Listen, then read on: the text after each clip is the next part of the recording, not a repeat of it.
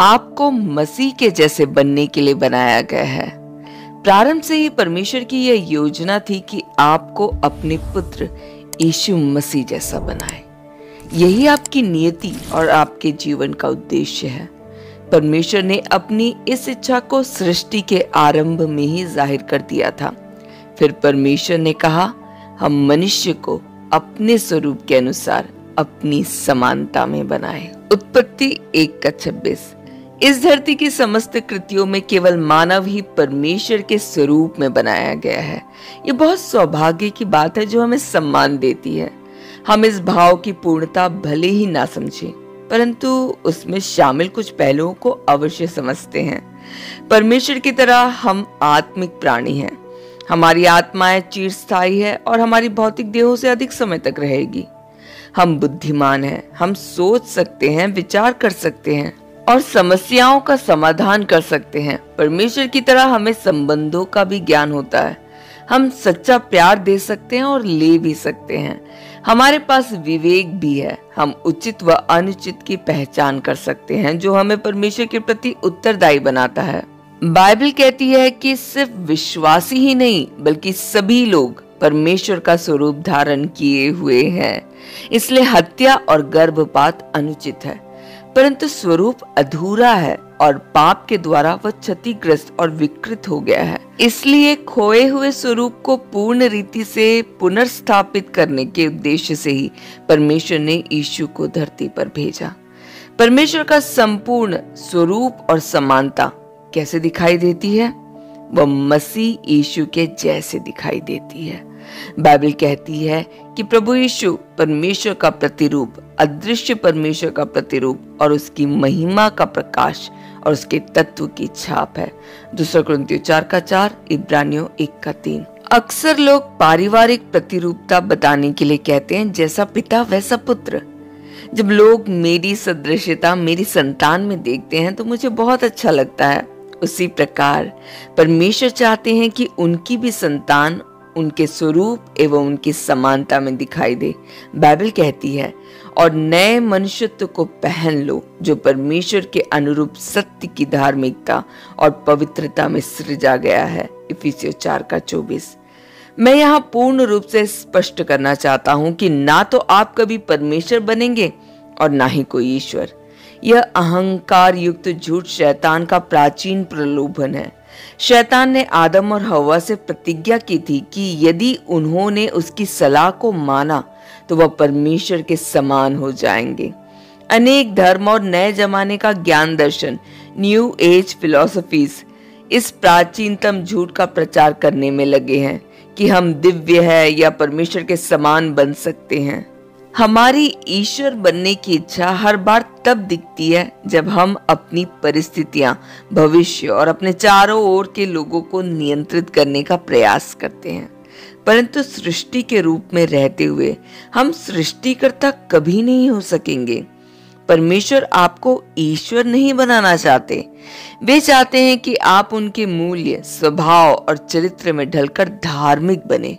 Bible कहती है कि तुम पिछले चाल चलन के पुराने मनुष्यत्व को, जो भरमाने वाली अभिलाषाओं के अनुसार भ्रष्ट हो जाता है, उतार डालो। इफिसियों 4:22-24। पृथ्वी पर आपके जीवन के लिए परमेश्वर का अंतिम लक्ष्य सुख नहीं बल्कि चरित्र विकास है। वे चाहते हैं कि आप आत्मिक रूप से विकसित हो और मसीह जैसे बने। मसीह जैसे बनने का यह तात्पर्य नहीं कि आप अपने व्यक्तित्व को खो दें या आप बुद्धिहीन प्राणी के समान हो जाएं। परमेश्वर ने आपको अद्वितीय बनाया है, जिसे वह कभी भी नाश नहीं करना चाहेंगे। मसीह जैसे बनना आपके चरित्र को बदलना है, ना कि आपके व्यक्तित्व को। परमेश्वर आप में ऐसा चरित्र विकसित करना चाहते हैं जैसे यीशु के धन्य वचनों में, पवित्र आत्मा के फल में, पौलुस के महान प्रेम के अध्याय में और पतरस द्वारा बताई गई प्रभावशाली एवं फलवंत जीवन के गुणों की सूची में बताया गया है। जब भी आप ये भूलेंगे कि चरित्र या चाल चलन आपके जीवन के लिए परमेश्वर का एक उद्देश्य है, तभी आप अपनी परिस्थितियों से परेशान हो जाएंगे। आप सोचेंगे, मेरे साथ ऐसा क्यों हो रहा है, मेरा समय इतना कठिन क्यों चल रहा है। इसका एक ही उत्तर है कि जीवन को कठिन ही होना है। इसी के द्वारा हमारा विकास संभव है। याद रखिए, पृथ्वी स्वर्ग नहीं है। अनेक मसीही यीशु के यूहन्ना 1:5 के बहुतायत के जीवन की प्रतिज्ञा का गलत अर्थ निकालते हैं। उनके अनुसार इसका अर्थ है पूर्ण स्वास्थ्य, सुखमय जीवन, सतत आनंद, आपके सपनों का पूरा होना एवं विश्वास और प्रार्थना के द्वारा समस्याओं से तुरंत निदान पाना आदि। एक शब्द में कहा जा सकता है कि वे मसीही जीवन को अत्यंत आसान जीवन के रूप में देखना चाहते हैं। वे धरती पर स्वर्ग चाहते हैं। ये स्वावलंबी सोच वाले लोग परमेश्वर के साथ एक जीनी के समान व्यवहार करते हैं, जो उनकी सेवा और केवल उनके स्वार्थपूर्ण व्यक्तिगत संतुष्टि के लिए ही है। परंतु परमेश्वर आपके दास नहीं है।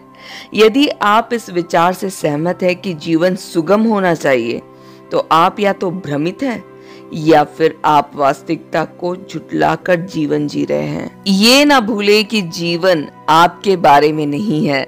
आप परमेश्वर के उद्देश्य की पूर्ति के लिए जीवित है, ना कि अपनी। परमेश्वर पृथ्वी पर स्वर्ग क्यों देंगे, जबकि उन्होंने भविष्य में आपके लिए वास्तविक योजना बना रखी है। परमेश्वर धरती पर हमें समय देते हैं ताकि स्वर्ग के लिए हमारा चरित्र निर्मित और सामर्थी हो सके। आपके अंदर परमेश्वर की आत्मा काम कर रही है। आपके चरित्र को मसीह जैसा बनाना पवित्र आत्मा का कार्य है। बाइबल कहती है 2 कोरिन्थियों 3:18 में, प्रभु के द्वारा जो आत्मा है, हम उसी तेजस्वी रूप में अंश अंश करके बदलते जाते हैं। बदलाव की यह प्रक्रिया जो हमें यीशु जैसा बनाती है, पवित्रीकरण कहलाती है और पृथ्वी पर यह आपके जीवन का उद्देश्य है। आप अपनी शक्ति से अपने चरित्र को यीशु के चरित्र जैसा नहीं बना सकते। नए वर्ष के संकल्प, इच्छा शक्ति, सर्वोत्तम आशय काफी नहीं होते। केवल पवित्र आत्मा ही आपके जीवन में वह परिवर्तन लाने में समर्थ है जो परमेश्वर आपके जीवन में लाना चाहते हैं। बाइबल कहती है, क्योंकि परमेश्वर ही है जिसने अपनी सुइच्छा निमित्त तुम्हारे मन में इच्छा और काम दोनों बातों के करने का प्रभाव डाला है। फिलिपियों 2:13। पवित्र आत्मा की सामर्थ का जिक्र आते ही अनेक लोग चमत्कारी प्रदर्शन और भावुक प्रतिक्रिया का विचार करने लगते हैं, परंतु अधिकांशतः पवित्र आत्मा की सामर्थ आपके जीवन में शांत, अनपेक्षित रूप से आती है। ना तो आपको उसका पता चलता है और ना ही इसका आभास होता है। वे हमें प्रायः खामोशी से संकेत देते हैं। मसीह की तरह हम उनकी नकल करके नहीं बन सकते, बल्कि उनके साथ रहकर ही बन सकते हैं। हम मसीह को अपने जीवन में अपने साथ जीने की अनुमति देते हैं। कुलुस्सियों 1:27, जिन पर परमेश्वर ने प्रकट करना चाहा कि उन्हें ज्ञात हो कि अन्य जातियों में उस भेद की महिमा का मूल्य क्या है, और वह यह है कि मसीह जो महिमा की आशा है तुम में रहता है। वास्तविक जीवन में यह कैसे संभव है? हमारे चुनाव के द्वारा। जब हम किसी भी परिस्थिति में सही कार्य करने का निर्णय ले और परमेश्वर के आत्मा में भरोसा रखें कि वे उसे पूरा करने के लिए हमें अपनी सामर्थ, प्रेम, विश्वास और बुद्धि प्रदान करेंगे। चूंकि परमेश्वर का आत्मा हम में वास करता है, अतः यह सब कुछ हमारे मांगने पर उपलब्ध है। हमें पवित्र आत्मा के कार्य में सहयोग देना चाहिए। संपूर्ण बाइबल में एक अटूट सत्य का उल्लेख बार बार किया गया है। जैसे कि आप विश्वास का कदम उठाते हैं, उसी क्षण पवित्र आत्मा अपना सामर्थ्य देते हैं। जब यहोशू के सामने नदी पार करने की चट्टान जैसी बाधा आई और जैसे याजकों ने विश्वास और आज्ञाकारिता के साथ नदी के बहाव में अपना कदम रखा, तो यरदन नदी का तेज पानी रुक गया। यहोशू 3:13-17। आज्ञाकारिता परमेश्वर के सामर्थ्य को खोल देती है। परमेश्वर आपके पहल करने की प्रतीक्षा करते हैं। सामर्थी या आत्मविश्वासी होने की प्रतीक्षा ना करे। भय और भावनाओं के बावजूद सही कार्य करते हुए अपनी निर्बलता में ही आगे बढ़िए। इसी रीति से आप पवित्र आत्मा का सहयोग करते हैं और आपके जीवन चरित्र का विकास होता है।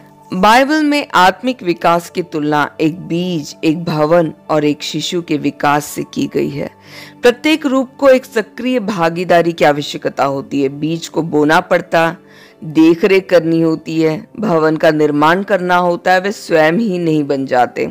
और शिशु को विकसित होने के लिए भोजन और व्यायाम की जरूरत होती है।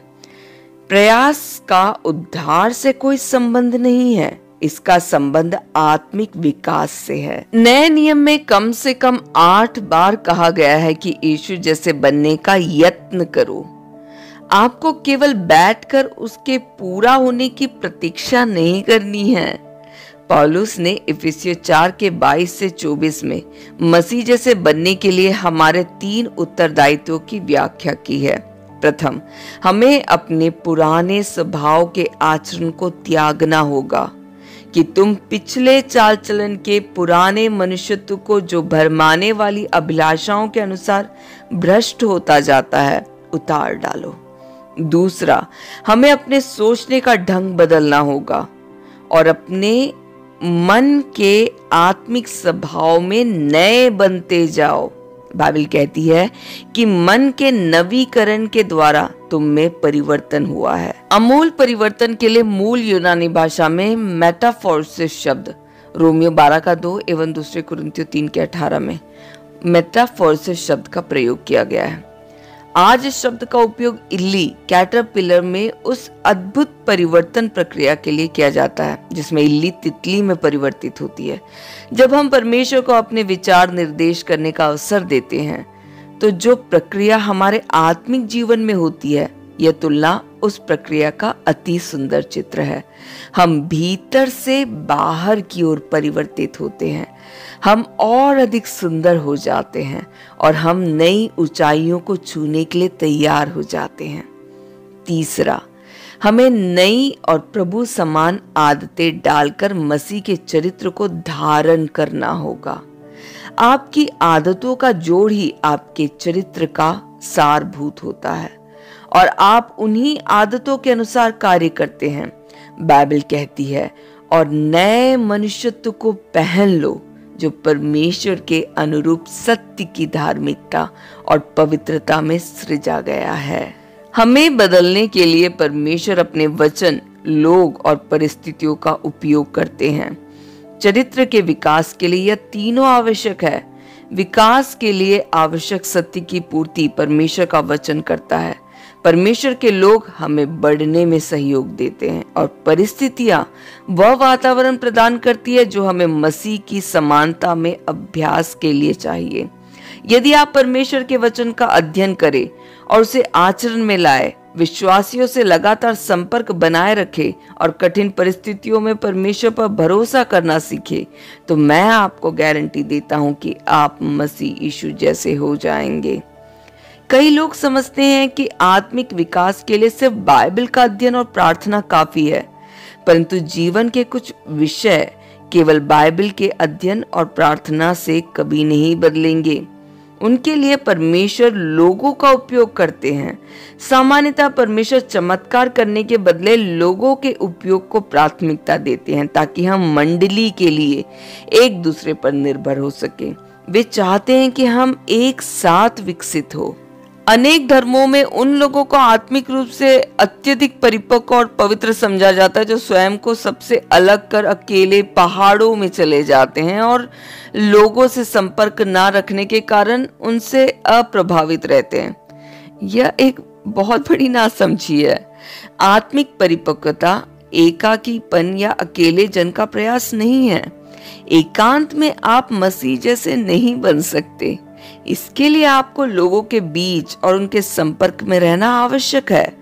आपको किसी गिरजाघर या समुदाय का अंग होना आवश्यक है, क्योंकि सच्ची आत्मिक परिपक्वता यीशु जैसे प्रेम करना सीखना है और आप यीशु जैसे बनने का अभ्यास तब तक नहीं कर सकते जब तक आप दूसरों के संबंध में ना रहें। याद रखिए, यह सब प्रेम के बारे में है, परमेश्वर और दूसरों से प्रेम करना। मसीह जैसे बनना विकास की एक लंबी और धीमी प्रक्रिया है। आत्मिक परिपक्वता ना तो तुरंत आती है और ना ही स्वतः उत्पन्न होती है। यह एक धीमी गति का उन्नतशील विकास है जिसमें आपका संपूर्ण जीवन लग सकता है। इसके बारे में पौलुस ने कहा कि जब तक कि हम सबके सब विश्वास और परमेश्वर के पुत्र की पहचान में एक ना हो जाए और एक सिद्ध मनुष्य ना बन जाए और मसीह के पूरे डील डॉल तक ना बढ़ जाए। इफिसियों 4:13। आप उन्नति की ओर बढ़ता हुआ एक कार्य है। मसीह यीशु का चरित्र विकसित करते हुए आत्मिक परिवर्तन लाने में आपका सारा जीवन लग जाएगा और फिर भी वह पृथ्वी पर पूरा नहीं होगा। यह आपके स्वर्ग जाने या यीशु के आगमन पर ही पूर्ण होगा। उस समय भी यदि आपके चरित्र निर्माण का कार्य पूरा नहीं हुआ तो बचा हुआ कार्य माफ कर दिया जाएगा। बाइबल कहती है कि जब अंत में हम मसीह यीशु को परिपूर्णता में देखेंगे तो हम सब भी परिपूर्ण हो जाएंगे। 1 यूहन्ना 3:2। हे प्रियो, अब हम परमेश्वर की संतान हैं और अभी तक यह प्रकट नहीं हुआ है कि हम क्या कुछ होंगे। इतना जानते हैं कि जब वह प्रकट होगा तो हम उसके समान होंगे, क्योंकि उसको वैसा ही देखेंगे जैसा वह है। मसीही जीवन में ज्यादातर भ्रम इस साधारण सत्य का इनकार करने के कारण उत्पन्न होता है कि परमेश्वर की रुचि अन्य किसी भी कार्य से अधिक आपके चरित्र निर्माण में है। हम उस समय अधिक चिंतित हो जाते हैं जब परमेश्वर मैं किस व्यवसाय को चुनूं जैसे विशेष कार्य के संदर्भ में शांत लगते हैं। सत्य तो यह है कि परमेश्वर की इच्छा में आपके जीवन के लिए अनेक व्यवसाय हो सकते हैं। परमेश्वर तो यह देखना चाहते हैं कि आप जो कुछ करें वह मसीह की तरह करें। परमेश्वर को आपके कार्य से नहीं, आपसे मतलब है। हम मानव है, ना कि मानव कार्य। परमेश्वर की रुचि आपके व्यवसाय से नहीं बल्कि आपके चरित्र में है, क्योंकि आप अनंत लोक में अपना चरित्र अपने साथ ले जाएंगे, अपना व्यवसाय नहीं। बाइबल चुनौती देती है, इस संसार के सदृश ना बनो, परंतु तुम्हारे मन के नए हो जाने से तुम्हारा चाल चलन भी बदलता जाए, जिससे तुम परमेश्वर की भली और भावती और सिद्ध इच्छा अनुभव से मालूम करते रहो। रोमियो 12:2। यीशु के स्वरूप में ढलने के लिए आपको सांसारिक जीवन प्रणाली की प्रतिकूल स्वभाव की आवश्यकता है, अन्यथा मित्र, माता पिता, सहकर्मी और संस्कृति जैसी अन्य शक्तियां आपको अपने स्वरूप में ढालने का प्रयास करेगी। यह खेद का विषय है कि अनेक मसीही पुस्तकें प्रकट करती है कि अधिकतर विश्वासी परमेश्वर के महान उद्देश्य को त्याग कर व्यक्तिगत लाभ और भावात्मक स्थिरता में टिक गए हैं। यह आत्ममोह है, ना कि शिष्य होना। यीशु ने क्रूस पर अपने प्राण इसलिए नहीं दिए कि हम सुखी या व्यवस्थित जीवन व्यतीत कर सके। उनका उद्देश्य इससे अधिक गहरा है। वे चाहते हैं कि स्वर्ग में जाने से पहले हम उनके स्वरूप में ढल जाए। यही हमारा सबसे बड़ा विशेषाधिकार, तात्कालिक उत्तरदायित्व और अंतिम नियति है।